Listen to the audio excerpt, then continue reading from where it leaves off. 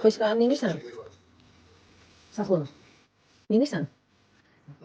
Baklava yiyorsan ha? Oo, baklavayla çay içirsen.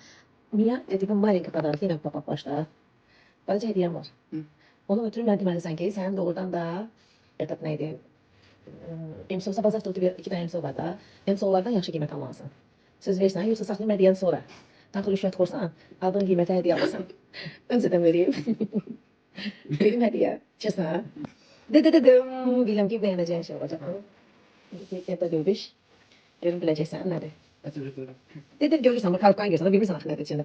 Dedim elim bırakın. Elim bırakın. Ne yaşattı? Aa. Bildin adı. Bildin anasını adı. Yaşa. Gıybet çalışırlar. Gördün. Anasını adı bildin. Bildim. Hemşe bana da gösterdi ne? Nedir? Arkadaş. Allah ya. Ne böyle şeydi ki? Bence bu da birlikte. Bence bakak göre hele bugünkü geçenk hoşuna gelecek ya. Açabilmedin. Tek ömür hemen oldu. Какой число? Hangi emosiyalar var? Aç bakalım. Aşağı bilmeden ne? Ne taraf? Ne mi açsın?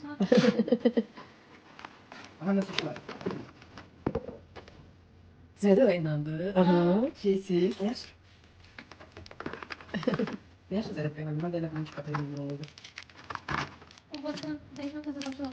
Ne? Başladın mı? Hemen başladın. Aa elinde değil mi? Ben şu teze başta kalmalıyım. Değişirsen de üstü bir üstünde bir müddet sonra. Niye? Şoktan kullanırsan şoktan. Ne kadar? Böylece de. Aha.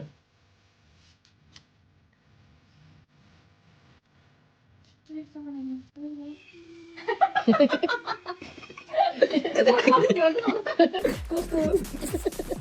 Kustum. Ay kustum. Nравится? Yine. Ой, сиркаланы да.